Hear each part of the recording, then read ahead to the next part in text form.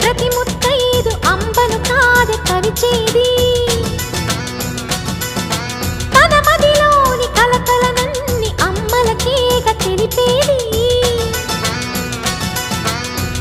నెలతలే లేకుంటే దేవుడికి నెలవేది భక్తులే రాకుంటే గుడికి ఇక వెలుగేది దయతోటి కుంకుమ పూలు అక్షింతలు